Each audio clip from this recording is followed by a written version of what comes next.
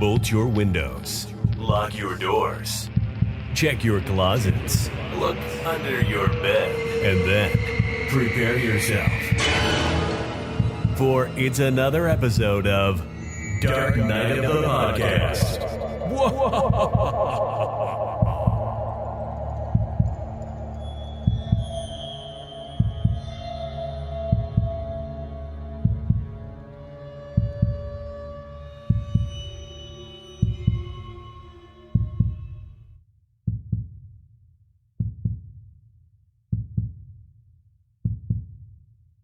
Troy, I'm going to level with you right off the bat with this one.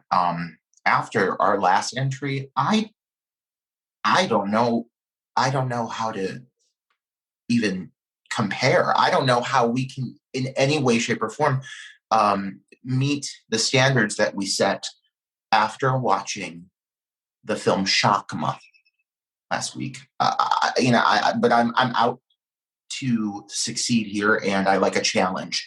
So we're going to give it a shot. Give it a shot. This film is, I have not seen this film before, or I had a long time ago. I think I saw bits and pieces of it because I do remember some of the stuff from the film.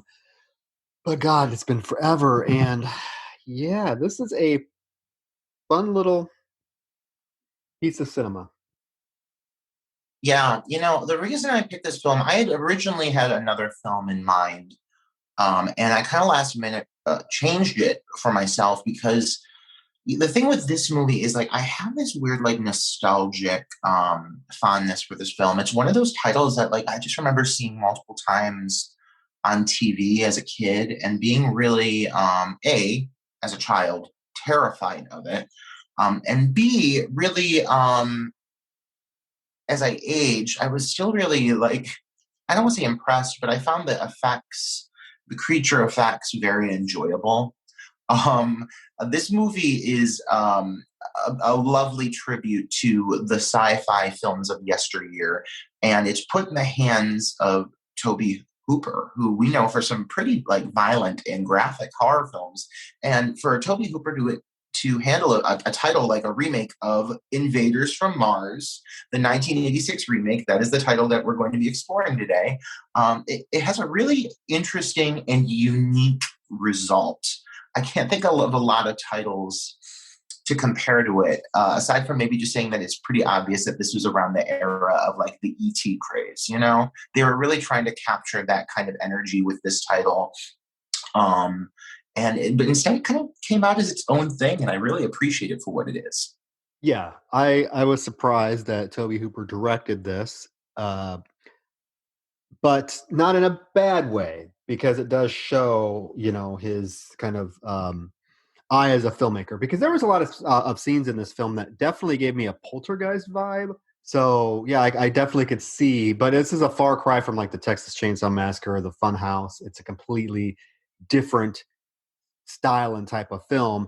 And when you say that, you have a lot of nostalgic memories for this film, I can see like this is going to be a nostalgic film for many people that kind of grew up in the 80s and saw this as a child, because yeah, I totally get that, because if the film almost seemed like it was made for kids and not really adults. It does. But it's funny because like once you get to like a halfway point with this film, the first half of it, I would say, is very much like a very light take on like an Invasion of the Body Snatchers. Like there's humor, and it's all very like wink, wink. Like these aliens are very obviously aliens.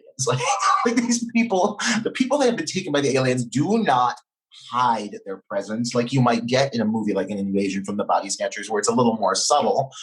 But once you get like to the halfway point of this film, it does kind of amp up the scare factor and the gore. Once you introduce the aspects of like military and their machine guns and everything, it kind of becomes its own thing. And I appreciate for that. So I'm excited to delve into this film. Before we do, give me the basics. I know you were just traveling. Tell me everything. Oh, yeah, it was my spring break last week. So that's why we're a little bit late getting this next episode out, because I have been very pleased that we pretty much have been getting an episode out a week for the last several weeks. We're on a roll. This is our episode 16. I cannot believe we've. My God. I know, right? Cannot believe we've done this 16 times, and people are still. Oh my And God. people are still. Well, that, and we've also had 2 bonus episodes. Yeah. Don't you forget it. So we're technically, I mean, if you sat down and counted them, we're at 18. We're almost at 20. And I say once you hit 20, you're a real podcast. So we're getting there. We are getting there because there are several podcasts that I started to listen to and like was really digging, and then they just like all of a sudden just quit putting out episodes. Not us. We don't want to do that because we do. Not us. We are getting listeners. I look at our stats and our statistics, and our listenership is increasing each week, which is what we want. Even on the older episodes, so it seems like people are discovering these new episodes and going back and listening to some of the older ones. So that's really cool to see because I mean, this is we I think I speak for both of us when I said we just love doing this. We love talking about these films, sharing our opinions, and so we're going to keep doing it as long as people keep listening. So, oh my God, I love it. I love it. I found myself today looking at a new microphone. I literally just bought this microphone not too long ago. I'm already looking at a newer, better one. I just like doing this, and I want to keep on doing it. I need to get one. I need to get a new one too. We need to take this seriously, and seriously, we will. When our second season hits, it's going to be a whole new pizzazz, but that's a conversation for another time. But right now, I'm really happy with the progress, and I think our fans are too. And I really hope they're happy with the selection we have today. Yeah, they will be. I think so. But anyways, other than that, I mean, the week I spent traveling this past week, it was my spring break away from school. So I went and I drove back to Iowa from Houston, which was a nice 16-hour one-way drive. But I got to spend time with, family, which is always nice, and came back and got back into the swing of things. So that's really about what I've been up to. What about you? Oh my God, the last few weeks have been quite a whirlwind in the best possible way. First of all, weather is getting really nice here in Cleveland, so I've been basking in it. I don't even know, it's been a couple weeks since we've recorded because of our schedules, but I recently accepted a role in the film The People in the Trees. I don't know if I even told you that, but I'm really excited for that. I recently had a really great meeting with the company behind the title Domestic, and I'm really happy that's moving forward. I've been super happy with the reception thus far from everything we've released for my title Rebirth. We have 3 clips out right now, and we're about to release our 4th next Friday. Every other Friday, we're dropping a new clip from the film leading up to the release on June 4th. So we've just been getting really positive reception. I'm so excited. I'm feeling really gung-ho when it's all things horror, when it's all things film. I feel like this is a good year, and I want to keep up that momentum. So yeah, I'm going to Atlanta on Thursday to visit my very best friend, Caitlin Newberry. She's an amazing actress. You may recognize her from titles I've been in, such as American Poltergeist, The Curse of Lilith Ratchet, where she played my lover, but you'd never know it, and Mother Krampus 2 Sleigh Ride, where she plays my friend and cohort.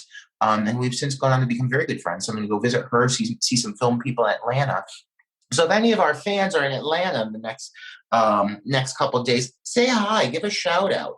Love to catch up with you and chat horror and maybe talk about this title that we're delving into today, Invaders from Mars, 1986. Invaders from Mars. Well, you sound like you've had a very productive last couple of weeks, and Atlanta's always a fun time. So I'm sure you're going to enjoy that. So. Yes, yeah, it's been great. Honestly, I'm excited to move forward towards the summer too, because it's going to be a good year. I got my shot. Did you get yours? You said yes, right? I did. Yeah, you did. Yeah, I got mine too. I'm feeling good. I'm feeling healthy. Living my life. Well, at least the shot was not in the back of our neck.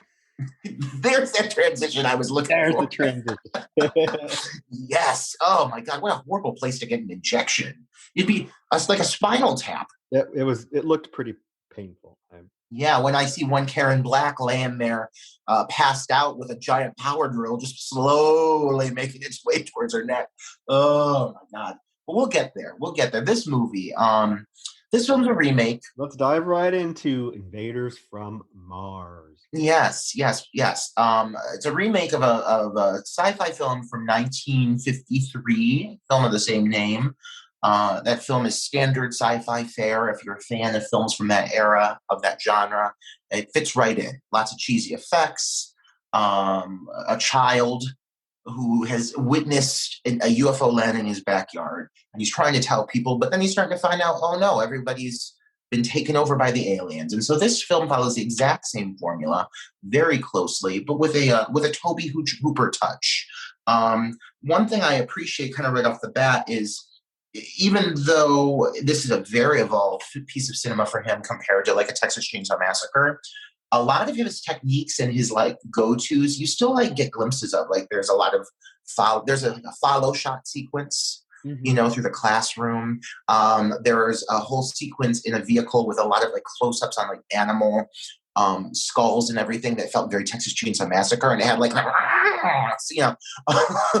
I was like, wow, this is very much an example of Tobe Hooper making this film his own, and I appreciate that about this film. Yeah, and right away, I mean, the opening credits are probably the most 80s thing I've ever seen in my life. They Oh my God. like, they come flying out at you with this like whooshing sound. It's like whoosh, and they're like, it is so dramatic.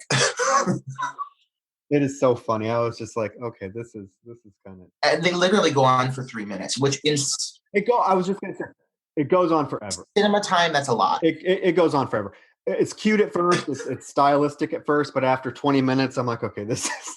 Well, they give you everybody, and this basically the whole shtick of it is like every title card comes flying at the camera in a very in a spoof of like a 1960s style, but it reads very 1980s because you're right, that sound effect. But they give everyone their moment in the spotlight. they're like first boy, like whoosh, like, all gappers, whoosh, like individually, like it is pretty drawn out, and it's very dramatic because the score to this film is great. I think it's very of the time, but like they start big, and it's all like big, grand, swelling sci-fi music. They start on a big note. Mm-hmm. So after these opening credits, we are introduced to our protagonist and his father, who is the little boy's name is David Gardner, and his father. They are laying in the backyard talking about space, and the stars, and it's apparent that they have a really good relationship, kind of a nice, wholesome family.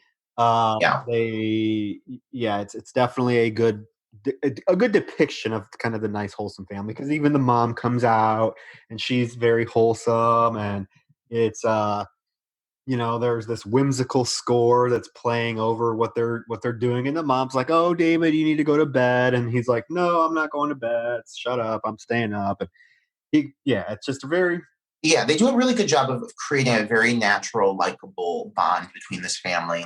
And like to start off, they're all played pretty well. Like the father, George, is played by, I have to say his name, like Timothy Bottoms. It's just the way his name is. But like the father is like really warm, which is intentional. It's obviously done this way because there's a severe contrast that happens pretty early on in the film. But and the mother is a delightful Lorraine Newman, whom give me Lorraine Newman any day of the week. But their energy is just very warm, and they obviously like love the son. It was enough that like the son says shit very early on in the film, and there's like not really a response from the parents because they obviously have a very comfortable relationship the way they talk to each other. This is played very well, and this is smart because as the film does progress, the turn that happens needs to be obvious, and because of this, it raises the stakes, in my opinion. The kid, Hunter Carson, is the son of Karen Black. And it's like, here's the thing. He's not bad, in my opinion. There's just a few things playing against him here. The child is very annoying.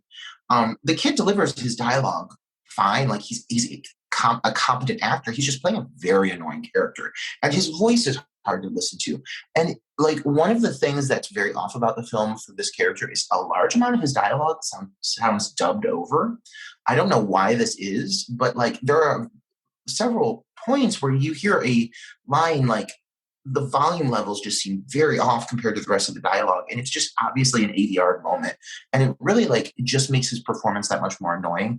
But I feel bad, like we're giving the kid a fair shake because as far as like child actors go, like he's not awful. He's just extremely obnoxious. Yeah, no, he's not. Well, there are, we'll get to it, but there are particular scenes where I think he's awful.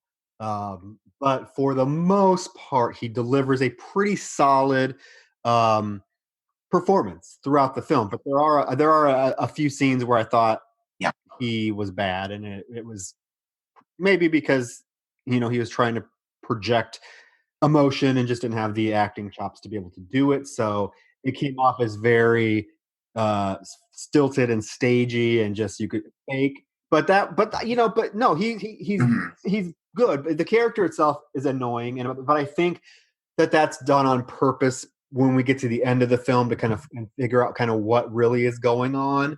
If you know what I mean, I think that the character then it justifies the character being a little bit more annoying than if the ending isn't what it is. Does that make sense? Right. No, yeah, I totally get what you're saying. And like, yeah, I think I feel like I almost exactly know what you're saying in the sense of certain moments with him are very wooden because I think it's the moments where he's projecting, like his more intense moments, because he has a very like pitchy voice to begin with. He's always sounds like he's talking like and a kind of a yell. So when he's actually yelling, it's just like a slightly louder version of the same tone. It's very hard to listen to, but he's trying. He's giving it his all, and I kudos to him for that. Obviously, I mean, it'd be bad if he didn't, but he obviously has really good chemistry with Karen Black, uh, which I mean, Mhm. Oh yeah, yeah, and we'll get to Karen, but she's definitely one of the I think the most redeeming aspects of this film in general. So we'll talk about that. but yeah, so you get the really cool relationship between the family, and yeah, there are some little things like him cussing and nobody's really saying anything about it. And then he goes to bed, and this is when we get the scene with the spaceship that lands in the backyard. Yeah, so there's like And this huge thunderstorm, and the this scene in general, it's like it's a mixed bag for me because literally depending on the angle of the spaceship, like one angle looks really 1980s and poorly done, and one angle when it's landing in the backyard makes the spaceship look massive and terrifying. So like it's kind of one of those things you kind of just have to take it for what it is. It is like obviously some blue screen work, but this massive UFO lands in this sandpit beyond the hill. You keep hearing out about beyond the hill. It's a very prominent area in the film. Copper Hill is what it's apparently called. Copper Hill, right? Yes, Copper Hill. Um, it's an ominous place, and for multiple reasons, and it looks as such. So the kid sees this UFO. He wakes up his parents, and they come running in, and they think he's like having a nightmare because of this extremely epic lightning storm that's happening outside that is quite terrifying. Understandably so. I mean, I guess it's And this is where this whole scene this is what gave me poltergeist yeah, vibes. It's filmed very similarly with like the flashing blue lights, and just the dramatic camera sweeps and stuff. It's very. And this is where I thought, okay, yeah, this is Tobe Hooper, because you can definitely tell it looks very much like the scene in Poltergeist when there's the storm before the tree comes in the window. yeah. Yeah. So they get him back, like they lay him back in bed. And he literally like instantly sits up and he just looks ominously out towards the hill. But cut to the next morning, and the mother is going about her morning. And the doors open, and they look and they see the father come back from the outside. He was obviously out at the hill. And when he walks into the house, George is like in a weird daze, and he's missing a slipper. And instantly, and one thing I like about this film and the way the script is handled is instantly they notice something is off about him. Like, and the way the father, because I watched this through a few times, and the way Timothy Bottoms plays this moment, like I literally see the moment when like this, I'm guessing there's an alien controlling him because he like walks in the house and he like looks around and he's like, where the fuck am I? And then he's like, okay. Like you can see that like the confusion in his eyes. And then he like sits down and the mother starts serving him food, but she's like, are you okay, honey? You seem a little off. Like they realize it right off the bat. Yeah, which is good because it doesn't really.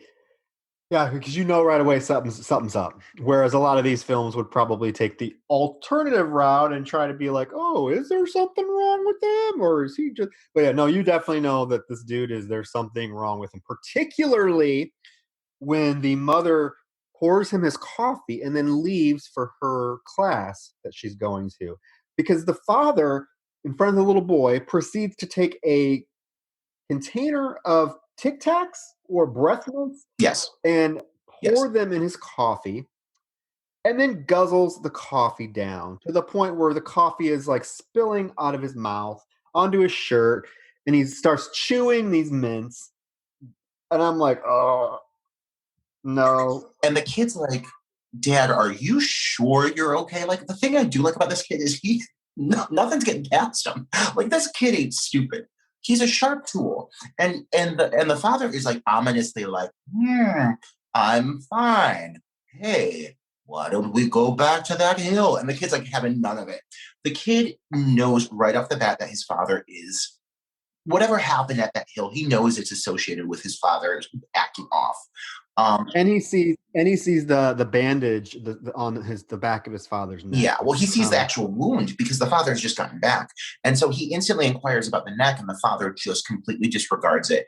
And again, the father's performance in this whole sequence, because he was so warm and lovable towards the kid in the first scene or two, to see him being so robotic and cold, the transition is great. He does these little things with his hand. Like at one point, he motions to the kid to like come close, and there are these big, exaggerated, like very wooden movements, and it literally like looks like he is being controlled by an alien. It's really well handled. I do like the sequence a lot. It is. It is. It's definitely a stark contrast to the opening scene, and it shows kind of the family dynamics and how I think how well the family really knows each other. Because you're right, the kid right away knows something's up, and yeah, when he goes outside, the dad wants to walk him to his bus stop, and on the way there, the dad's like, "Oh, yo, you sure you don't want to go by the hill?"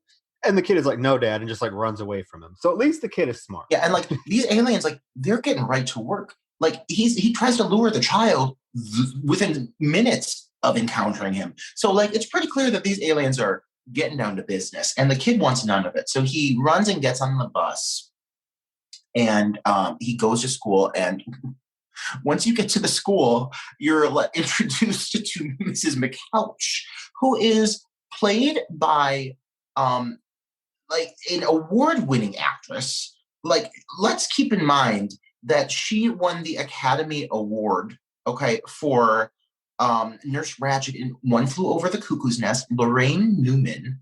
No, it's Louise Fletcher. Or I just said Lorraine Newman. I'm sorry. Lois Fletcher. Lois Fletcher, who played Mrs. Ratched in One Flew Over the Cuckoo's Nest and was also in Flowers in the Attic, amongst like all these other classic films. And she's playing this character who is so over the top. She was nominated for a Razzie for this, right? I did. I was just going to bring that up. Yeah, this is Louise Fletcher. Yes, you were absolutely right. She won the Best Actress Oscar for playing Nurse Ratched, probably one of the most iconic villains in film history.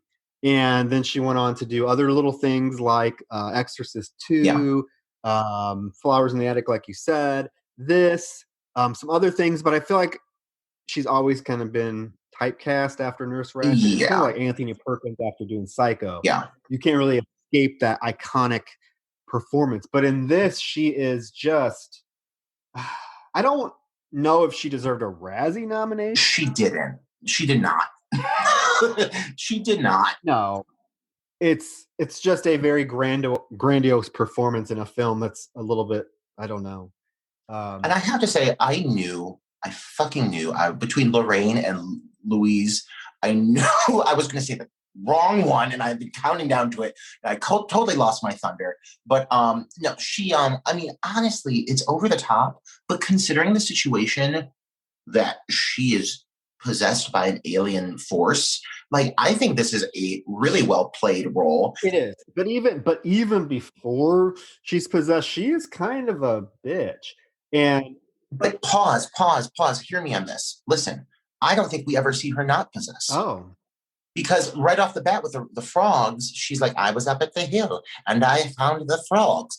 I think she's possessed right off the bat. That's why it's always so over the top. Okay. I did not get that at all. I thought that, I mean, you're right though, because she did go get the frog. So you may be 100% right. And I didn't even think about that. I was just thinking, God damn, this teacher's a bitch.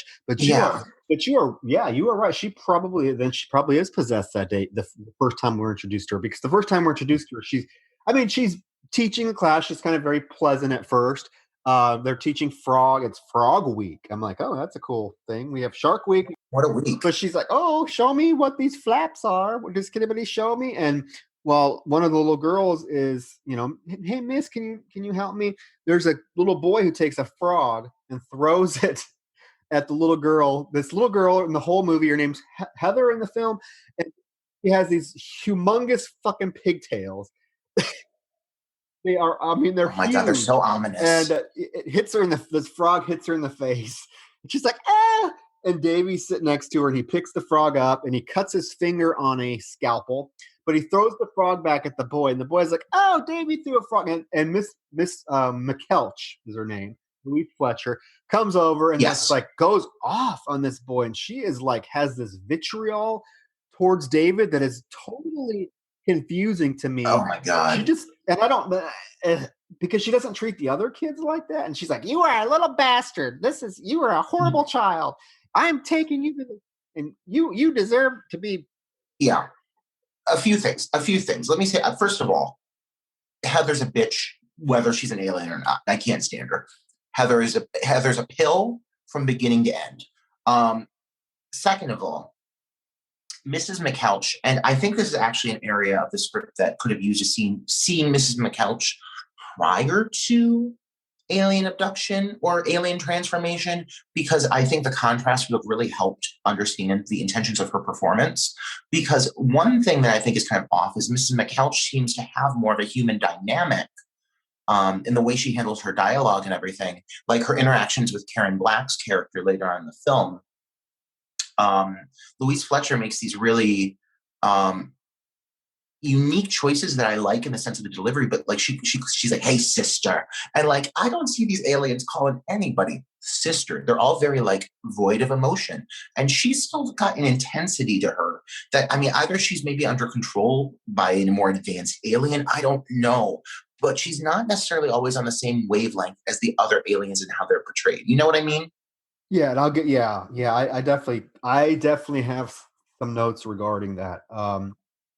But yeah, I don't know. It would have been nice to see some interaction with her and David before this particular scene, because I don't know if it's just like, because as a teacher, I mean, I'm a teacher. I've been in education for many years, and as a teacher, yeah, you do have kids that you don't necessarily like, but well, nowadays, or even in the 80s, the way she handles this child would have gotten her fired. She's grabbing him and swinging him, and she's like, you little motherfucker. Like, she's being real hostile with this kid. And in any scenario, in any setting, that's unacceptable. But I really enjoy her character and what moments she has. But she does end up taking him to see Karen Black's character, who is like the school nurse counselor from what I gathered. She's like, yeah, she's the nurse. Her name's Nurse Linda, right? And she's a fucking delight. What a peach. I mean, and she instantly sympathizes with David, because clearly the way that Mrs. McKelch is handling him is unacceptable. And she starts, here is where she kind of starts the trend of calling Karen Black's sister. And that carries through the whole movie. And she even has this moment where she like ticks. Do you know where like Mrs. McKelch, like her has like a face tick? I love it. Yeah, they're delight. It's really cool to watch those two actresses kind of work off of each other. Where Karen Black is playing kind of the more wholesome, just nice, compassionate educator, and you get the complete opposite in Louise Fletcher. So it is really, really cool to see their kind of interactions. It's interesting to watch these two actresses that kind of gain a lot of prominence in the 70s and have a couple iconic roles under their belt, kind of square off with each other. But Karen Black is a delight. I mean, I love Karen Black. She is great in everything. And so it's really neat to see her in this film playing such a wholesome, likable, compassionate character.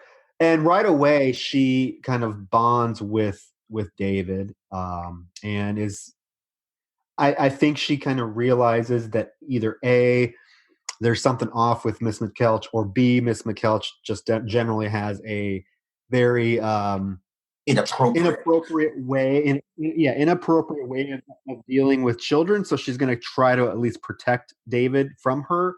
Um, but yeah, after you get introduced to that, These are the moments too. I just have to say that, like, I'm not always like, hey, Hollywood, get your kids cast in a film with you. But like the interactions between her and David, like she brings a much needed a subtlety at times and genuine natural likability in a film filled with some really big performances. Karen Black is one of the more understated performances throughout this film, and it really is some much needed balance.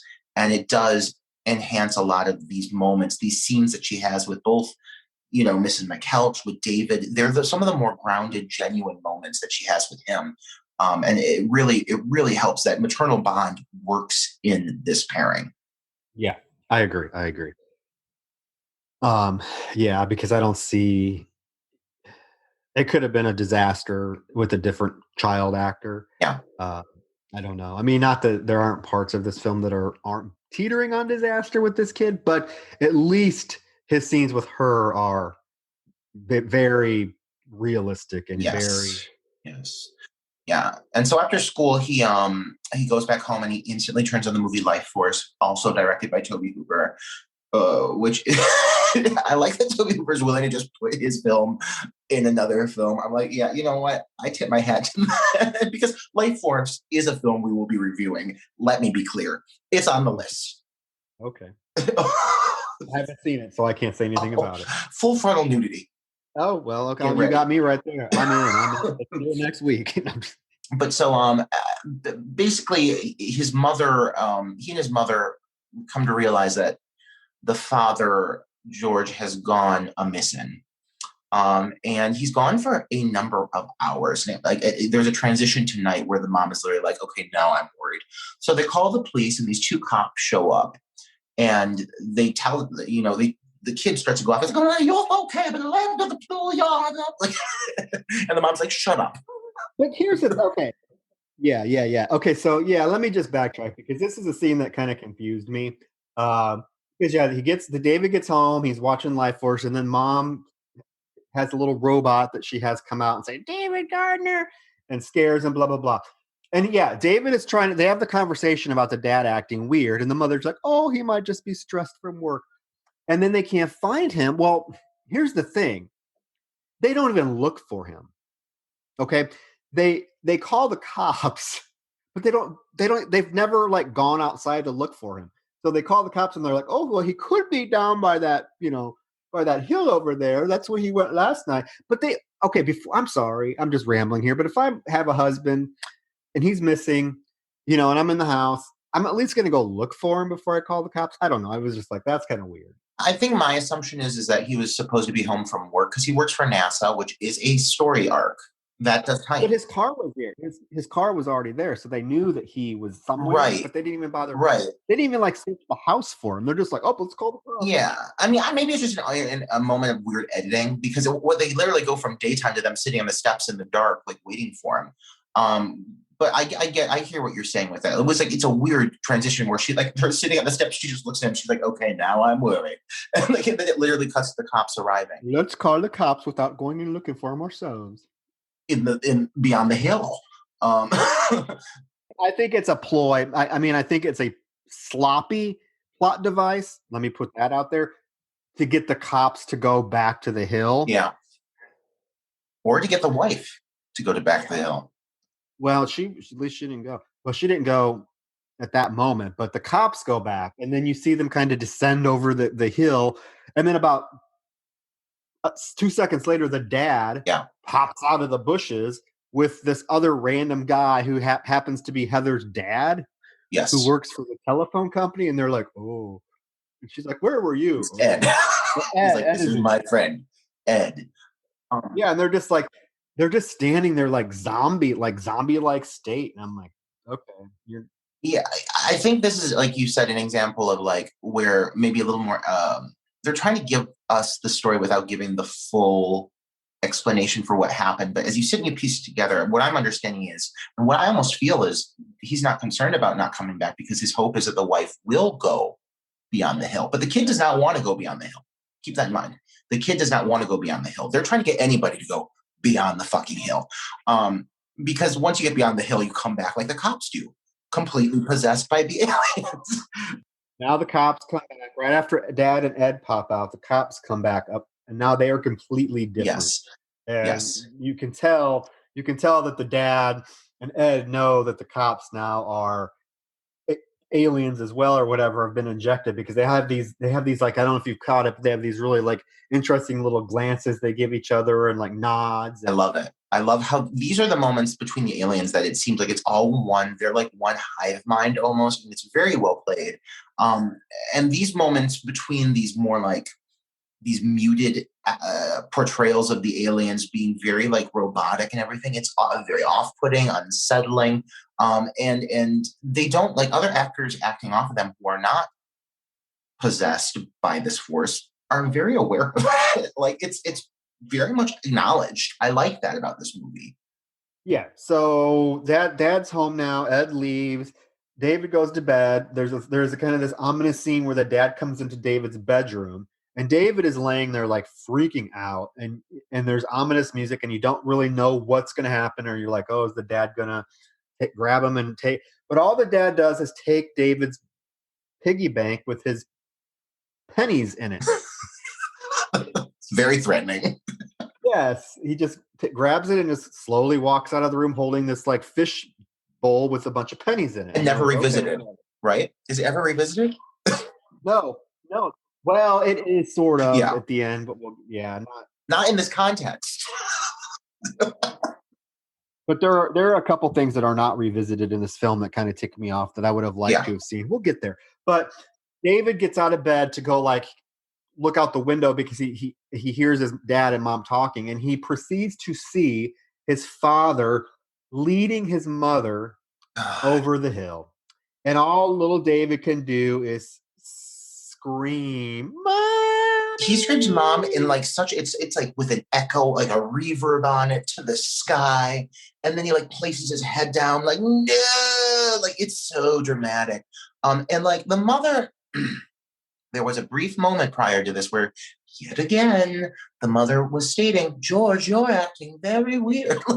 Like he is very off. Yet I don't know why she was coerced to go beyond the hill, but somehow, some way, he does lure her beyond the hill. And so the child obviously understands that now when people go beyond the hill, shit happens. And this moment where he screams to the sky, I guess then he goes to sleep, because yet again, there's a very awkward cut to the next morning. Like he doesn't investigate. He doesn't look into it. It's just the next morning he's sitting at the breakfast table. Yeah, that was another thing that was a little odd to me, is like that he wouldn't have at least tried to run down there and be like, "Mom, don't go," or something. But no, he just he screams "Mom" in this wailing way, and then just goes to bed. And the next morning, Lorraine Newman's making breakfast. She is making breakfast, and she is completely different. She's rubbing her neck. Yeah, she's rubbing her neck. She has cooked what looks to be about 3 pounds of bacon and is burned, and it's all charred to a black crisp. But it looks delicious nonetheless. Some people like their bacon like black. I mean, I love it. Yeah, I mean, I don't know. This whole scene, the father and the mother are mowing down a heaping plate of charred bacon, and they're crunching into it, and the whole scene, and my mouth was watering the whole time. I just couldn't resist this platter of crisp charred bacon. It is charred. Hey, so if you like your bacon black, this is the film for you. Yes, because it's black, and they're chowing down it. Well, then she's talking about how she wants to take him on a picnic later. Surprise, where does she want to go to the picnic at? She wants to take him beyond the fucking hill. Beyond the hill for a picnic. And he's like, "No, Mom, I don't think so." And the kid, again, he's very much like, no, like this kid is not buying into it. I like that about him. Yeah, he's very resistant to going over the hill. And he's like, no, I don't want to go. Forget it. And she's like, well, no. And she proceeds to take a package of raw hamburger out of the refrigerator. And she starts making little hamburger patties out of it. And she's like, oh, well, I'll make hamburgers. You would like that, wouldn't you? And then she proceeds to shove raw hamburger in her mouth and start eating it. These are the moments that I enjoy the most. These moments where the aliens are just not even trying. I love it. I love how she literally just pours salt on raw beef and starts to eat it. And I don't know if this is back in when things were different on film sets and they let actors do these kinds of things, but I'm pretty sure that's really raw beef. And I'm pretty sure that's really salt. And Lorraine Newman should be acknowledged for eating raw meat on a film set if that's what she did. I hope that's not the case because that'll give you worms. I don't know. Apparently, I just remember my mom and my aunt talking about it. Apparently, my grandpa used to eat raw hamburger meat. He put it in a bowl with like salt and pepper and just eat it.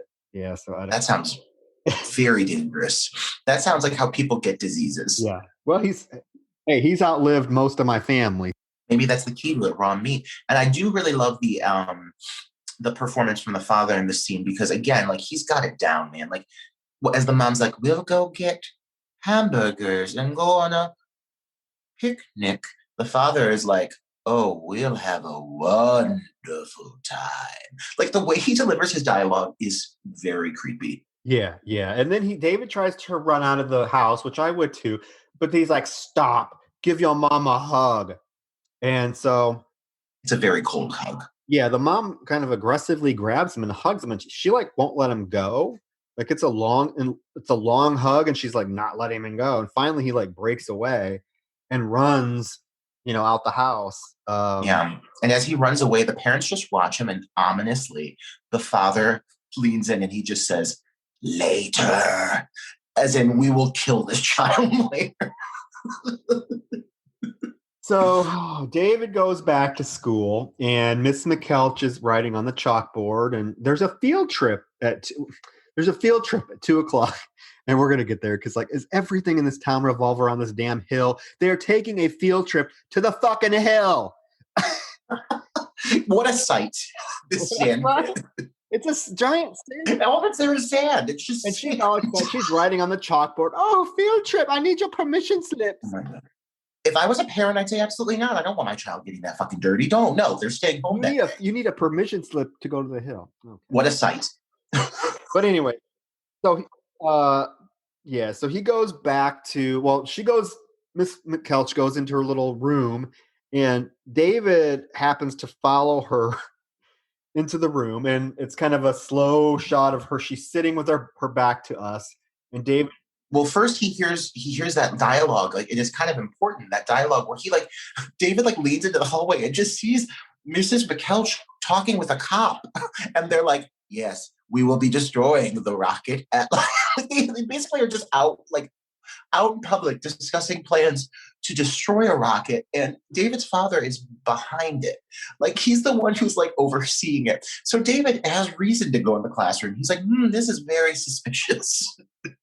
And then comes that follow shot, which is paced very poorly. It is. But you get basically what this is it's a reveal that's supposed to be shocking, and I guess it is shocking, of Miss McKelch is sitting there, and as David approaches, she turns around, and there is a giant frog in her mouth, and she is gulping it down and swallows the motherfucker whole. And then proceeds to napkin her mouth off like she just ate a delicacy and goes, gulp. This scene is not scary, but it's shocking. All I can think about is, oh, bless her heart. You got an Oscar-winning actress to stick a frog in her mouth and pretend to eat it. Okay, Tobe Hooper, come on. You're the man. Because it's very impressive. And it's a well-handled scene. It's just, it's like a shock. It's not really terrifying, but it is disgusting. And you hear the sound of her gulping it down. It's a well-handled scene. And then Pigtails Magoo, Heather, pops in and she's like, "What are you doing?" And he just he bum rushes her. He shoulder charges her and knocks her over and sprints from the room. And of course he runs to, now they're on a first name basis. I don't know. I don't remember as a kid calling my teachers or my school nurse by their first name, but David is now on a first name basis with this nurse because he's calling her Linda. Linda! He's running down the hall. And this kid, can I tell you, can we just mention this kid's run?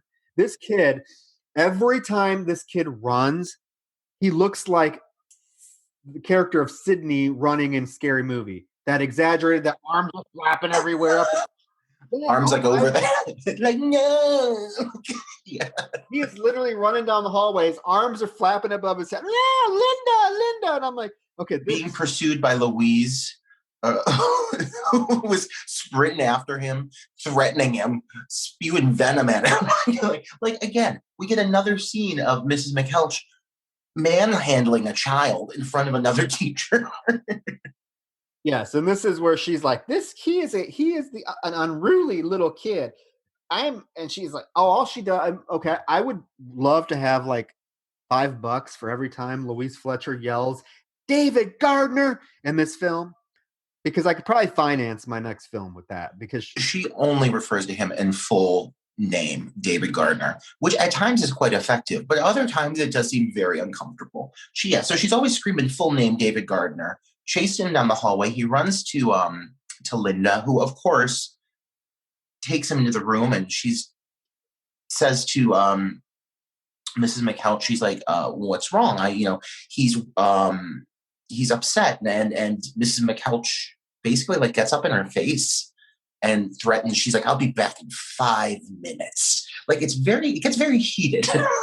It does. And she's like, no, I want to talk to him first. You're not getting him. He's in my office. And she's like, you're pushing it, sister. She calls her. Oh, I love it. Yeah. And I'll be back. Yeah. And then they go in the office, and David immediately, being the smart little kid that he is, he asks to see the back of Linda's neck, because now he has noticed. He noticed the mark on the back of Miss McKelch's neck. He noticed it on that little girl's neck, the pigtails. So now he knows, okay, he noticed, so there's something up with the neck. That's what they're doing. So he immediately asks Linda to see the back of her neck. There's nothing there. So he is able to tell her about what's been going on, that he thinks that a spaceship landed and what happened with his dad and his mom. And she kind of believes him pretty quickly, I think. I mean, she's like, oh, you're just being silly. But then he does tell her about the necks. Yeah. And so she has him wait right there. She says, wait right there. So she goes back out in the hallway, and she immediately runs back into Miss McKelch. And was accompanied by a rather like over the top, like every time an alien, like a person who's possessed, like surprises somebody, there's like a sound effect that like I don't think the person is actually supposed to hear, but we as an audience are like, oh, it's like this like sci-fi, like she like pops out of a corner and she's like, where's David? She wants David, and she's like, you're going to give him to me. And Linda's like, no, he's really concerned with you because he said you have an injury on your neck. And so Linda is able to look at the injury and see that there's a Band-Aid. And she's like, oh, well, it's a boil. And Linda's like, well, I can help you with that. And tries to, and she's like, don't touch me. You're pushing it, sister. Yeah, you have a lot of nerve, sister. These aliens, whatever alien is controlling Mrs. McKelch specifically is one of the sassier aliens, because this alien's not putting up with shit. Some of the other aliens are. It must be a gay alien. Oh, it definitely is a gay alien, as we see later on when she's yucking it up. When she's yucking it up with the California raisins. We'll get to those later. But so basically, Linda. One thing I like honestly about the script is, I mean, at first she's like, "You're telling me a pretty tall tale," but the aliens are so like not subtle about what they're doing. And they're so, I mean, they're not human. So they're trying to recreate humanisms and everything. And they're not always succeeding. So it's pretty easy for Linda to start noticing that people are off, because she's been clued in by David about things to look for. She's like, wow, these aspects of his story are coming together. The Band-Aids on the neck. Heather at one point comes to look for David. There's a Band-Aid on her neck. So all these little pieces are starting to fall together. So she, at a very illegal turn of events, Linda agrees to let David escape through her window. Well, no, and not only that, is she gives him the key to her house. To her house. Gives him her address, and it's like, go hide in my bedroom. I'll be there. I'm like, okay, this is getting, I mean, if you're telling the story to a cop, it's going to be incriminating. But the one thing I think that really sways her is like Mrs. McKeltch is so outwardly venomous. And I think Linda realizes the second time that they have a dialogue. Mrs. McKeltch is not doing herself any favors in covering up her story, you know? So Linda, I think, is swayed just based off of the turn of events in general, of how Mrs. McKeltch is talking to her, how things kind of fall one after another. It's pretty easy for David's story to be proven true, I think, for her. Yeah, because she definitely believes it pretty quickly. Anyway, so David's out in the parking lot. As he's running away, he sees his parents pull in, so he runs and hides by this van whose door just happens to be open. And then he sees little Heather and her pigtails come, and he hears Miss McKeltch. So basically what happens is David jumps into the back of this van to hide. And it ends up being apparently Miss McKeltch's van, I'm assuming, because she gets in it and drives away. And he's in the back of this van that has all of these, you mentioned this scene earlier, all of these taxidermied animals that are just like randomly on the shelf in the back of this van. And there's a lot of close-up shots of their faces. And very Texas Chainsaw Massacre moment to me. It gave me those vibes. And meanwhile, at the school, Linda is being confronted because the parents have shown up to get David, and so they start, saying, well, we're going to call the police. This is illegal, blah, blah, blah. And then they start asking, well, what did he tell you? What did he say exactly? Blah, blah, blah, blah, blah. And Linda, already clued in, she starts to notice that all the questions they're asking are a little off. They're all kind of falling in line with what David was saying.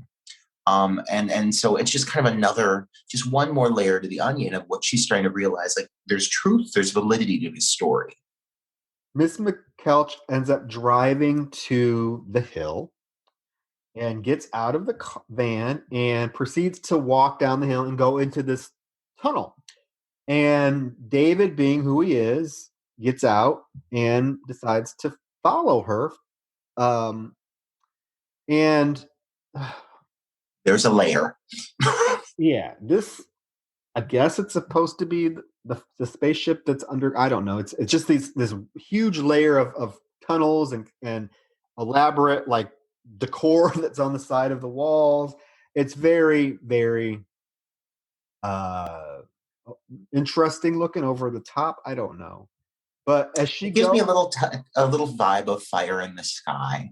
Remember the movie Fire in the Sky from the 90s? Oh yeah. Like all these like tunnels and this weird like film doors. Like the doors are made of like a weird, like almost like it looks like a cellular kind of like veiny substance. As she approaches the doors, they just automatically open. Yeah. And close. Yeah. And so he's going through the tunnels and he sees Mrs. McKeltch walking through the tunnel system. So he follows her. She goes into what is like, I guess, like a central room where he sees the two of the standout characters in this film, two of these alien minions. And the aliens, like, I am impressed by what they did with these aliens, but that doesn't necessarily mean that they're always like land. Like it's always like it's not like the effect is always well handled. They're obviously like men in suits with these gigantic headpieces, and the faces have like this big smile with like a toothy grin, and they like have a sense of humor, and like they make jokes, like, but like in their alien language, they're always like, they're cackling hens, and they get along great with Mrs. McKeltch, and they're always chatting it up. And so David gets into this layer where the California raisin men are standing with Mrs. McKeltch, and like witnesses another member enter the party. And it's this giant like brain man, which I suppose is their leader. And he's like a puppet as well. And he's very well done. But like it all has kind of like a Teenage Mutant Ninja Turtles vibe to me. This like head brain thing comes out on this like conveyor belt of flesh. And these aliens, they look like they don't look like your traditional aliens. These look like like giant fleas or something like that. They're standing on two legs, but then their whole body is just like huge.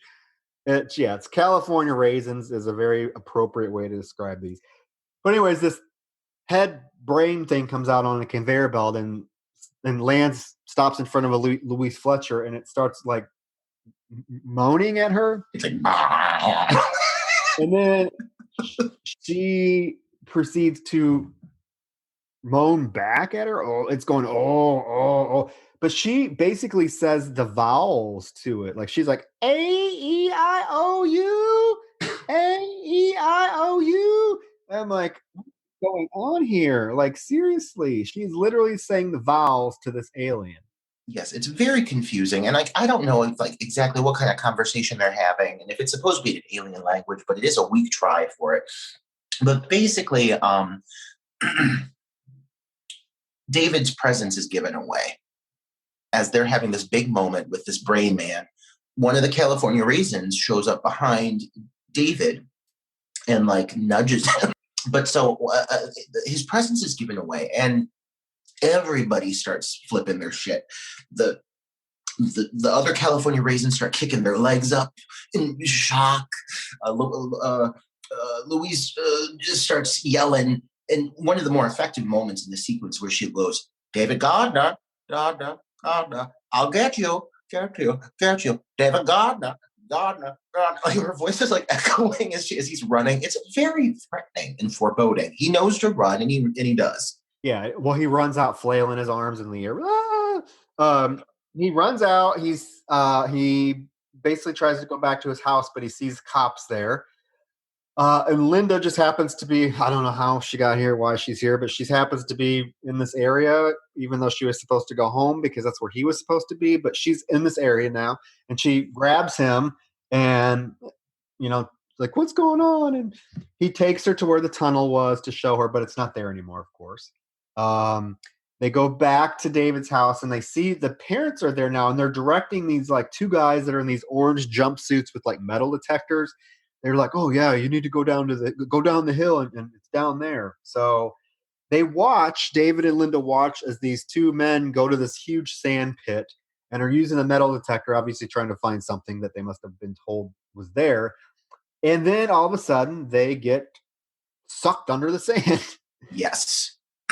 Two things. First of all, Linda's already, when she gets to David, she's questioning, as she should, a professional, a teacher, should be questioning letting a child climb out of her window and giving him the keys to her home.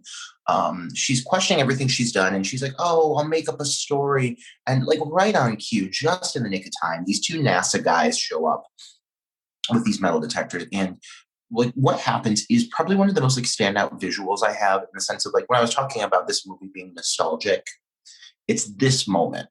It's how people get abducted by these aliens. It's different from any film I've seen. I remember it from the original version of this film, and I think in this version, it's pretty terrifying, to be honest. As people are standing in the sand, it begins to like swirl beneath them, and they're just sucked into it. And Linda and David witness this happen, and I don't know, man. I don't know why I find this to be such like a standout aspect of this movie, but I really think seeing the people get sucked into the sand is just one of the scarier, more memorable elements of what makes this movie work to me. Yeah, no, it's terrifying because it's just there's always that fear of something under the sand. Mm-hmm, mm-hmm. But yeah, it's very effective.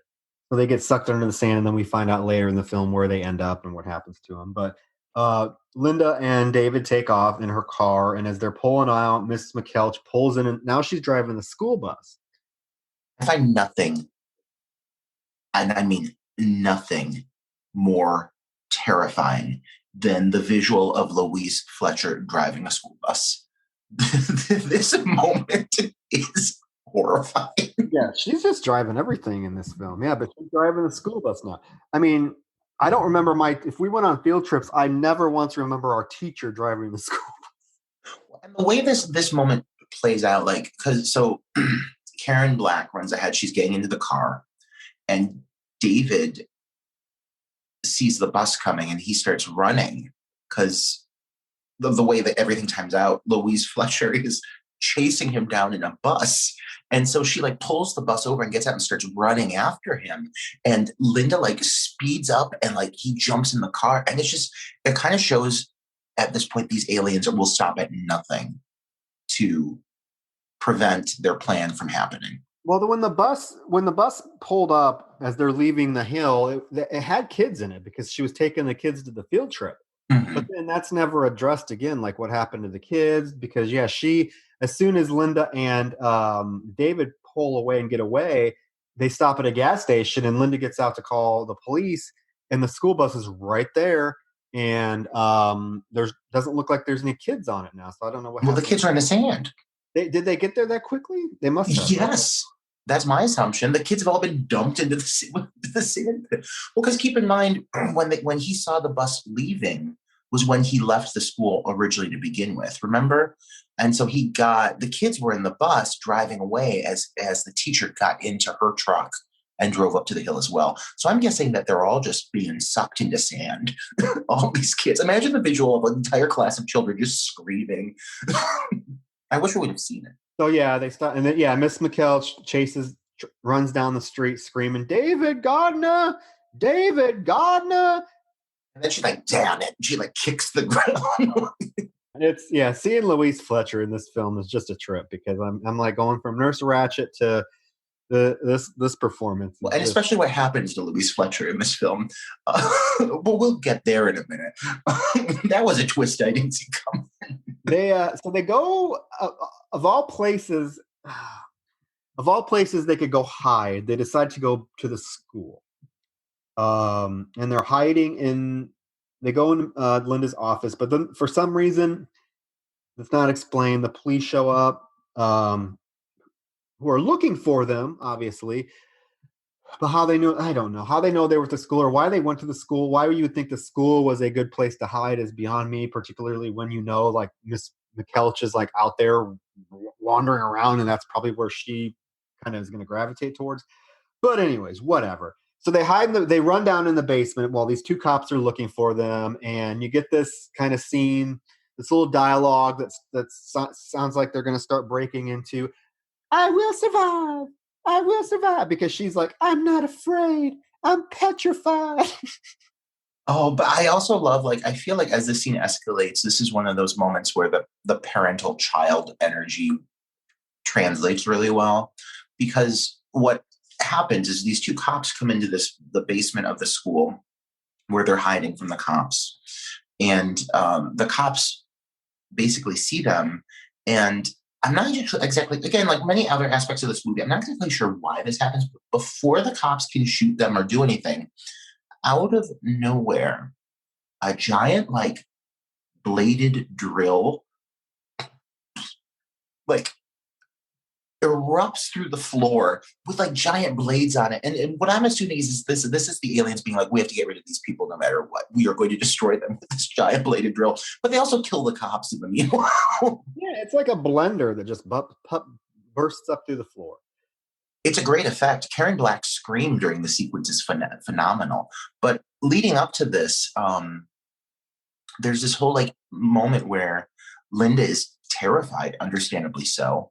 And David, whom for being a child, is very, like, determined and in control. He, like, covers her mouth to keep her quiet. And it's this really unique choice, but it felt very human because he seems like a very caring child, you know? And I really loved this little moment of the two of them hiding. But yeah, so this giant bladed drill comes up through the ground, and it's a very cool effect. I mean, like, it is one of the bigger special effects in the movie.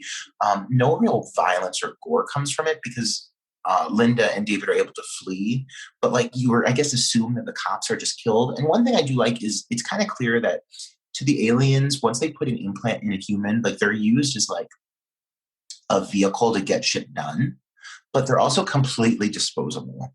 Like, the humans, they're just tools to make their plan unfold. So, like, they will dispose of humans here and there as needed if it suits the situation right, as we see here with the cops, as we see later with another character. So they go, after this happens, he is whining about wanting to find his mom and dad. Knowing that they're aliens, it doesn't make any sense. But they go to NASA to speak to the General Wilson, and NASA just lets him in. Yeah, I mean, all he really needs to say is like, "My father works here." But I'm guessing his dad must be a pretty high up, if that gets him some kind of authority, because it's like mentioned a couple of times, but you don't really get a lot of like what the dad's, what exactly it is he does. But it does get him in to see General Wilson, played by James Cameron. Yeah, so you just pull up and say, "Hey, my daddy works here," and they let you into NASA. Um, and yeah, James Cameron from Return of the Living Dead is General Wilson, and David proceeds to tell them the story about what's going on, and of course they're skeptical. But Linda's backing him up. Linda is backing him up. She's like, this kid is, he's being honest. So they're like, hey, can you step out, take him out for a few minutes? And then the two guys that we saw that were sucked into the sand earlier are now called into the office. Because David had seen, while they were getting transported into NASA, into the base, David even pointed out, he's like, there's those two from beyond the hill. So yes, so they do get brought into the office. They're brought in the office, and as soon as General Wilson asks them about Copper Hill, what they did there, what they found there, they pull out guns, get ready to shoot him. But luckily, there's other soldiers in the room that tackle these two men, and as they're getting ready to arrest them, these two men just start going into convulsions. They just are stopped and killed by the lead alien. Apparently doesn't want them to say anything, so he activates the needles that are in the back of their necks and kills them, and then you see the things come out of their neck. It's really disgusting. It's disgusting. It's one of the cooler effects over the course of the whole film. There's not a lot of violence, there's not a lot of gore, but this sequence is really one of the ones that like made me actually like audibly respond, because you see it like bust out of the skin of the neck. Their bodies are like, you're right, they're like convulsing and shaking, and then they just lay in there dead, and they even say it. They're like, General Wilson is like, they're dead.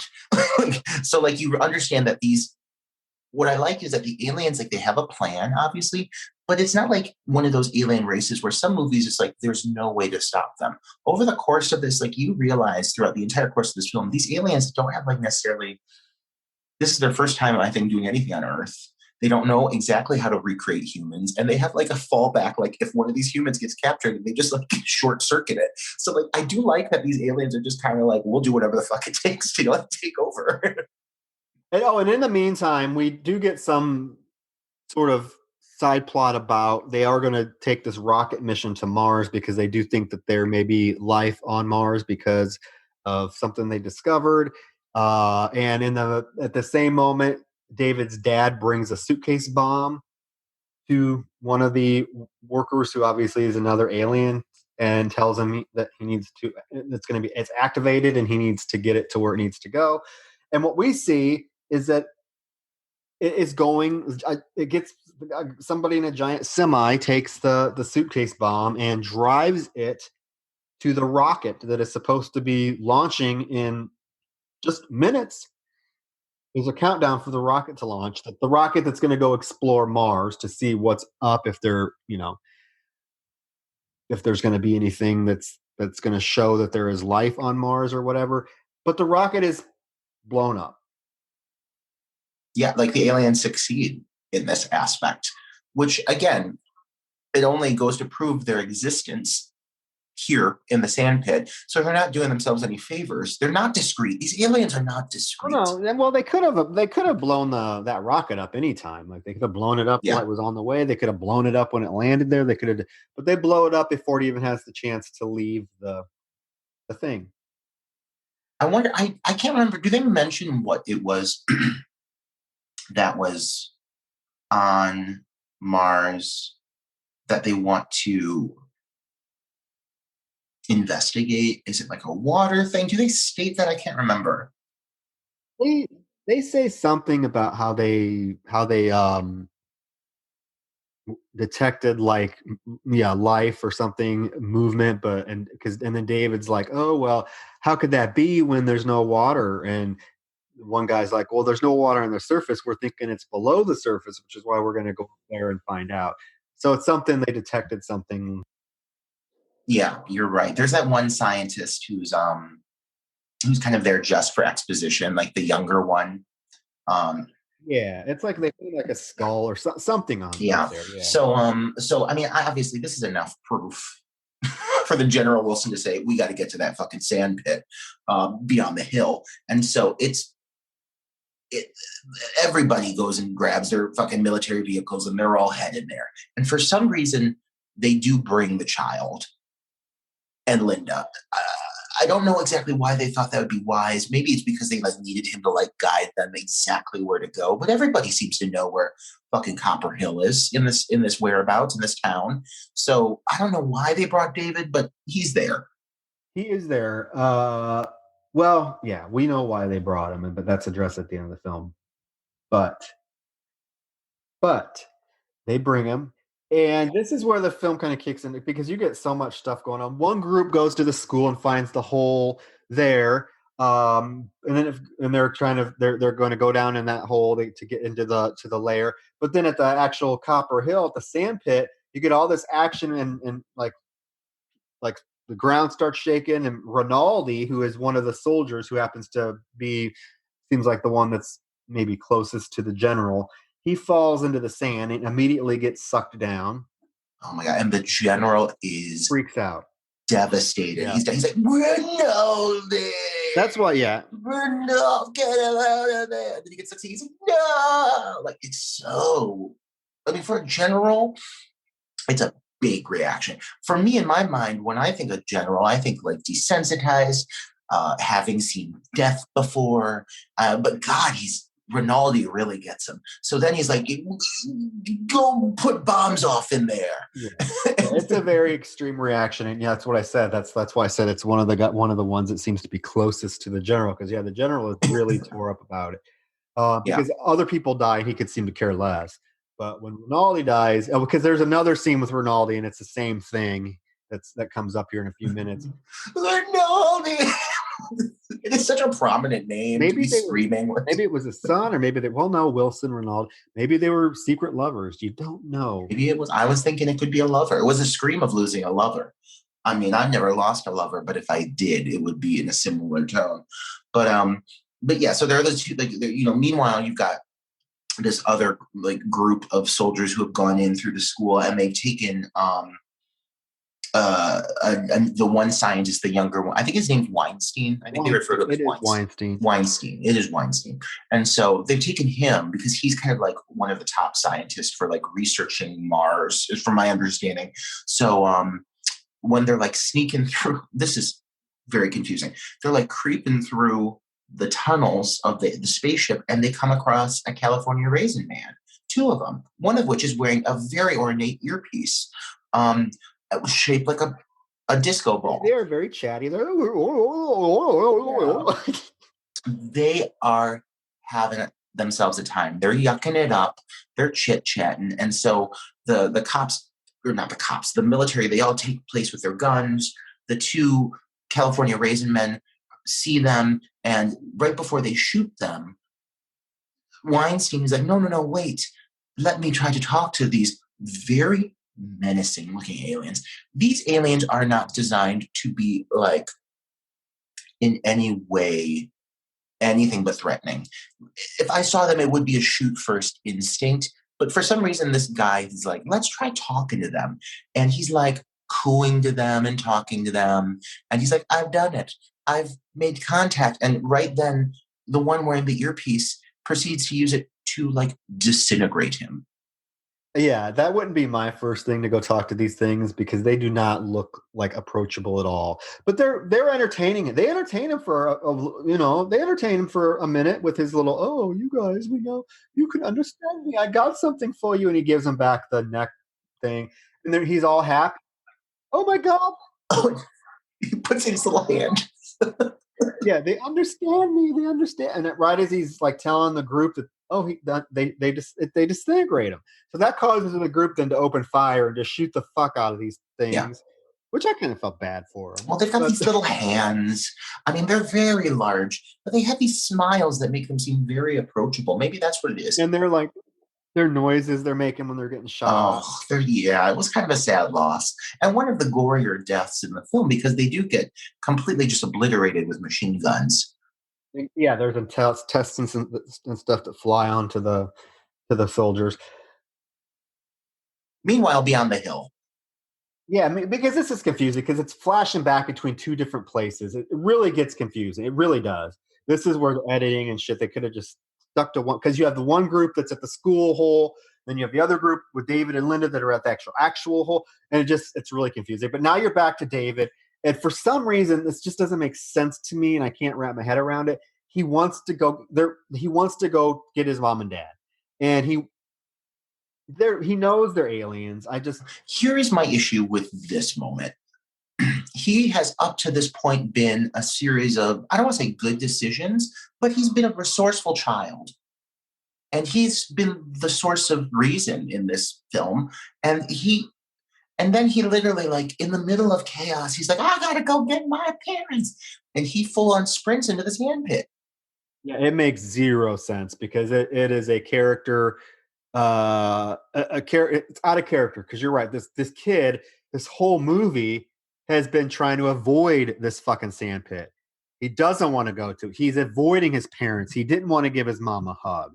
He did not want his dad to walk him to the bus stop. He knows what's going on. So why all of a sudden would he be like, I want to go get my parents, to the point where he runs into the sand pit where he just saw several people get sucked into the sand. And what happens? Linda runs after him. They fall into the sand and they get sucked into the sand pit. I'm like, you little fucker. I don't understand. He made things a lot worse by going into the sand. And General Wilson's like, get that kid. And she runs in after him and they get sucked in, and it's terrifying. And when David comes to down below, Linda is knocked out. Yeah, and this is where you see what the platform does with it's like this alien arm that comes down, and it puts the person face down on this like prop thing where their neck is propped up, and this alien comes down and shoots a big old long looking spike nail into the back of your neck, implants it. Yeah, and there's this whole sequence where like David's watching it as this drill is like slowly. It is like a very dramatic sequence, meaning like it is not fast. It slowly makes its way towards the neck. Yeah, and it's just crazy because this is where like David's awake now, and Linda's knocked out, and now Miss McKelch is there, and she's like standing above on a platform, just laughing hysterically. And it's like, is she supposed to be like one of the like leaders of this whole alien group or something? Because it sure comes off that way. That's what I've gathered, also because of the way that she communicates. Like I said earlier, I feel like she has to be she's obviously in more control over this body than some of the other aliens are over other people, because she has the most, her responses to everything, are pretty, what's the term I'm looking like? There's like an emotion, there's an anger, there's a rage to it, whereas everybody else seems very robotic. I feel like she's got to be under control of somebody more specific. It's not really made clear, but she is definitely like portrayed as like being this grand figure until she like, what happens with her? But what happens? We're getting there, because David, she has the California raisins bring David to her. And she is there with the big head brain thing that's on a conveyor belt. And David is like begging this brain thing not to kill his parents, not to hurt Linda, to let everyone live. And he gets, he's like, you can't do this to people. And Miss Kelch is there just mocking him and laughing at him. And then the brain is like, you poor boy, you poor boy. And then David proceeds to hit it, run up to it and be like, you fucking punching that brain. He punches it. He's like, you motherfucker, and starts punching this brain. And McKelch tries to grab him, and he literally hits her in the face with a bag of pennies. And she like collapses to the ground in the most dramatic way. She's like, oh, and she gets back. Oh my God, this is so fun. she gets back up and is like dazed and just trips and falls into the mouth of one. It is so ridiculous. She literally trips and falls into its open mouth. One of the And California Raisin Men. yes, and these things were nice to her up until this point, but the thing proceeds to start eating her. And the other one, so not only that, so he's eating her very much similar to the way she ate the frog earlier. I do think it was like a nod to that because he just swallows her whole. And her, I mean, we are seeing Louise Fletcher's legs kicking. She's screaming as California Raisin consumes her whole, as the other California Raisin is like, It's laughing. It's like, oh, like chuckling. He's loving it. Things have gone awry, and this one don't seem phased one bit. He's all about it. He's like, this is the turn of events I was hoping for. It is crazy. I had to rewind it and watch it like 5 times when because she literally just trips. It's not like the thing grabs her and puts her in her mouth. She literally stands up and like trips and falls into its mouth. And I guess he's like, might as well have a snack. I mean, these creatures are very large. And this is a point where they're like, sometimes they look really well done, and sometimes they do look like they're made out of a rubber material. And as he is swallowing Louise Fletcher, it is not the best moment for these creatures, but it is quite an entertaining scene. It really plays out very well. And it does give David a chance to save Linda. Yes, because now the general has entered into the into the lair, and Linda the time is ticking because she's on the platform, and this thing is inching closer and closer and closer. And as the general enters to stop it, who shows up? Rinaldi with his gun. Fucking Rinaldi. And he is like, you can tell though, Rinaldi's trying to fight it. He's like, please shoot me. I don't want to do this. Please. And he's trying to fight it. And the general's like, not you, Rinaldi. Not you, Rinaldi. I need you. I need you.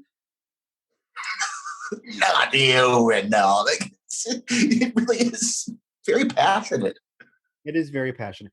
And Rinaldi can't fight it, and he starts opening fire, and they kill him, and they shoot him. And the general's like, no, we gotta get revenge. So they basically burst into the lair and just start shooting everything, gunning down all of these California Raisin creatures. And there's way more of them, and they're just blowing them up. And the head thing on the platform is up there laughing and screaming, and they're shooting it in, and it's just chaos.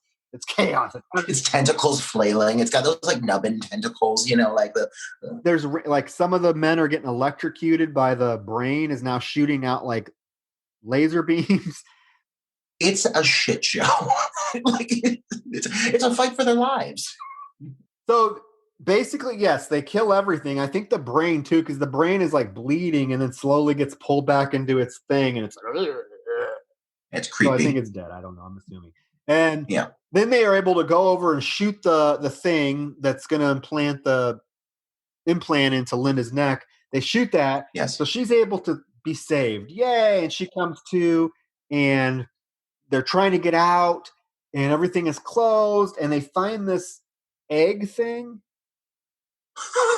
Layers to this. You know what I'm talking? They find this thing because David apparently knows what it is. He's like, oh, grab that. We can use that. And we missed the whole, and it's not important. It came up once, and then they try to use it now, but it's not really. Apparently, what powers this spaceship is copper. Yeah.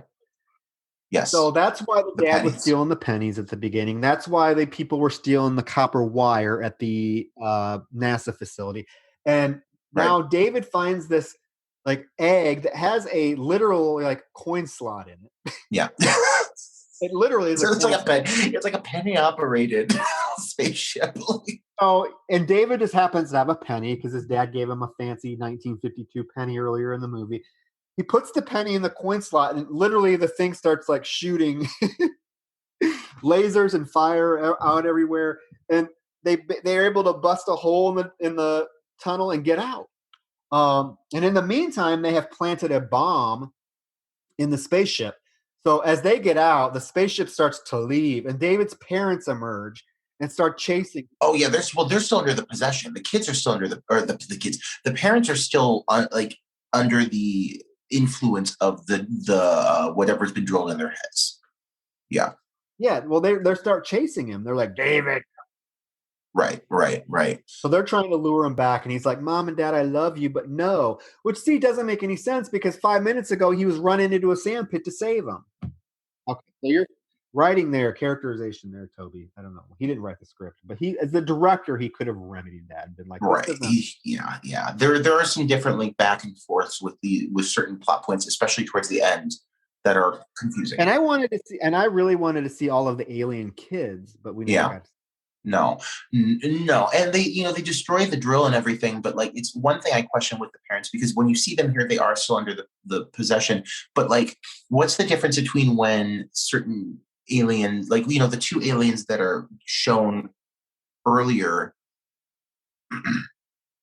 at NASA, when once it's detected and the pieces drill out of the back of their necks, like what the significance of like, so the parents are still under the possession, but like who's operating that? How is that, like what is preventing them from eventually having that happen to them? Because the drill's been destroyed, things are going awry, you know what I mean? Like, but yet still the parents are still in full alien mode. Yeah, I don't know. There's a lot of little things that are just best left on. But you know what? They can be unanswered because the ending is one of those pop-out endings that allow everything that happened to be not maybe so explainable or needs an explanation. Because what happens is basically David and everybody run out of the spaceship. His parents are chasing him. The spaceship goes up into the sky and it explodes. Okay. It explodes. Fire is going everywhere. And right as his parents are catching up to him, what happens? With the spaceship. What? No, the spaceship is already blown up. It's right as his parents are getting ready to grab him. They're running towards his house. He wakes up. Yes, it's a nightmare. It is in tradition of the original film because it's the same shit. They didn't really put a new twist on it. No. So he wakes up. So it was a dream. Yes, it is, apparently. Which is, I don't want to say is disappointing. I just wish that would have been. It's disappointing. I was disappointed. Yeah. But because I mean, then it's just like I hate when movies do that. I don't know. That's just me because I've invested all this time into this movie, and then to find out, oh, it's just a dream. Yeah, I mean, and I think it explains. Sorry, I think it explains a lot though, because a lot of this movie was not gelling with me. It was entertaining. Okay, I'm not giving it that. The movie is very highly entertaining. A lot of it wasn't gelling with me until this happened, because then I was like, oh, okay, so this is David's dream. He is the main protagonist of the movie. The movie is always told from his perspective. Yeah. So it really kind of makes sense that he, throughout the movie, acts the way he does, and that people are just so willing to listen to him. Yeah. Well, and even when you tie into the beginning of the film with he and the father looking at the night sky, talking about the stars and why he would have a dream like this, like it kind of does all come full circle. I guess kind of going off what I was saying about like the parents, like the one thing I feel not, unsatisfying is, but because the parents are so likable, I just wanted to know what the conclusion is like, if they have that piece drilled into the back of their heads, are they destined to die no matter what, or can they be saved? Like that's more along the lines of what I was saying with that. Like I'm, because basically all you see is like people who've had that implanted in their neck. Like there's not really there's no shown way of like overcoming that or removing it, I was just going to assume that they would probably, once the spaceship blew up and the thing that was controlling them was dead, that they would just die. I don't know. Their heads would blow up or something is what I'm thinking. Yeah, but we don't get that answer. We don't get a lot of answers, but like I said, the movie, because it was a dream, it was David's dream, it makes a lot of sense that what happens in the movie generally probably wouldn't really happen in real life. You're not going to pull up to NASA and be like, oh, my dad works here, let me, and be able to see the general of NASA. That's not going to happen. But because it's a dream and he wants to be the hero, because his whole thing is he wants to be an astronaut. He's very intelligent. He has a goal. So this is like his dream is like his um visualizing himself being this, hero, this astronaut that's able to go to space and look at Mars and be able to. So it makes sense that this little kid has so much control or pull throughout this film. Yeah, and I guess it does excuse some of like the simplistic. So there's a few simplicities, like certain things that just don't make sense. That, yeah, I mean, basically what you're saying, but there are some moments that's like, ooh, like in a normal reality that just wouldn't fly or wouldn't jive. But in the sense of this kind of dream world that he's apparently in, that makes sense. But no, I do hear what you're saying in the sense of like it is kind of like womp womp. I'd really like to see like a real grand conclusion to all of this, especially with the final like 20 minutes of this becoming such an epic sequence with like the explosions and the destroying and killing all the aliens, the UFO leaving again. I would just like to know more conclusion. I'd want a happy ending. I guess this is a happy ending because it technically didn't happen, but Well, sort of. Because since the story was told through David's perspective, it's his dream, then we can excuse a lot of the stuff in the film that just didn't jive. And like I said, that's kind of what I said. The film seems like it was very much meant for kids, because now the film is being told, as we know, from a kid's perspective. So that really does, like you said, make a lot of the simplistic stuff, some of the way that the adults act, make a little bit more sense. yeah, Because this is David's world. This is his vision of how this would happen. But anyways, he tells his parents about his dream, and they're like, "Oh, that's insane." The dad's like, "Oh, I do like the aliens and the copper having to power them," and the mom's like using her alien Connie Conehead voice that she used in Saturday Night Live, Lorraine Newman, and to kind of tease him. right, And so I thought that was kind of a neat little throw-in thing that they did. yeah. She talks the exact same way as Connie Conehead did. And anyways, the parents go to bed, and David goes and looks out the window, and what do you know? It's all happening again. It's all happening. He sees the bright light, his eyes get wide, his face like contorts, and you see exactly and he runs into his parents' bedroom, opens the door, and just immediately starts screaming bloody murder. Bang, the film ends. So I don't know how to interpret that. I guess you interpret it two ways. You interpret it as, okay, this shit's really happening now, or you interpret it as this is just another dream. I don't know. Yeah. Whatever he saw was terrifying, which they never show. Which leaves us on a cliffhanger. But overall, like I don't have a lot of gripes with this movie. It's so entertaining, absurdly so, but it's so entertaining beginning to end. Like when I used the term nostalgic before we started this, like I have to come back to that. Watching this film for me, after quite a long time, it's been years. Watching it for me was a very reminiscent experience. And I remembered so many moments that I was like, oh my God, like the whole scene with the frog, but even like the visual of Heather's pigtails in the nurse's door, like the silhouette of the pigtails. I was like, I remember that shot. I remember all these little things, like coming back to it.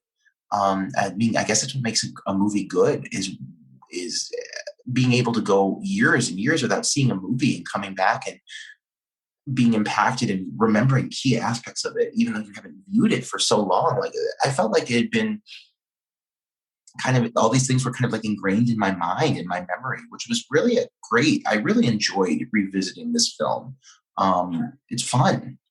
I could see that.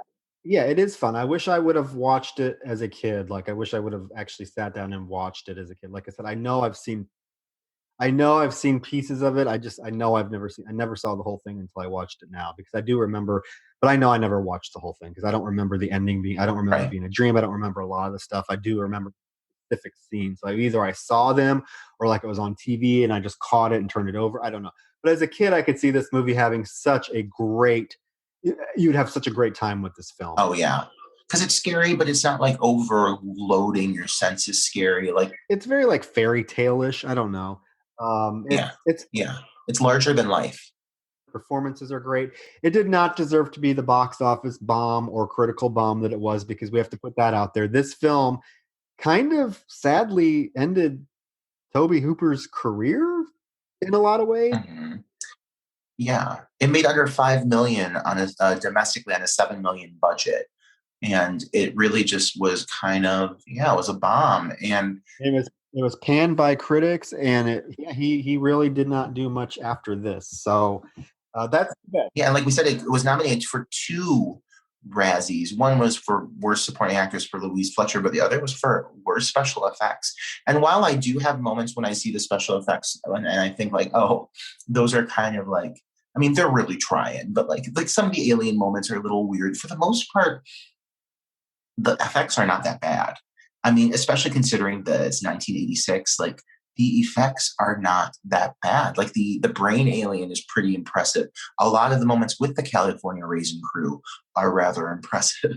And like I definitely don't think it by any means deserves that title of the worst effects. But the Razzies, you can't take the No. Razzies. That's one of the biggest joke awards, and awards in quotes because it's just their whole existence is to nominate, the most prominent people they can because they know it's going to get them attention. Because if the worst films of the year never are nominated for Razzies, I'm sorry, they're more concerned about nominating big names in movies that maybe got bad critical reviews because they know it's going to get them attention. But whatever, that's my rampage.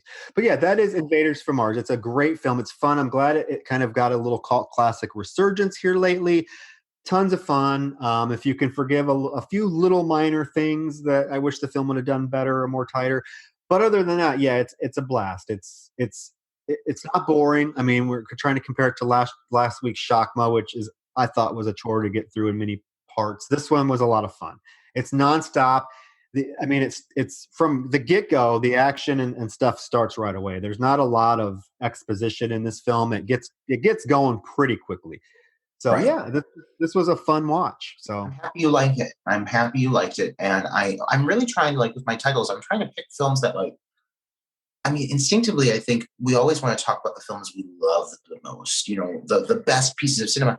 I'm trying to find pieces of film that maybe are like, flawed to a certain extent. Like we said, is this the best film I've ever seen? No. Is it perfect? Absolutely not.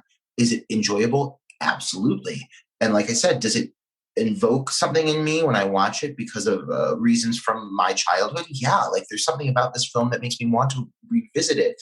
And now having revisited, it's definitely like things like I said, Karen Black's performance, the warmth she exudes. You can definitely see that parental bond between her and her actual son.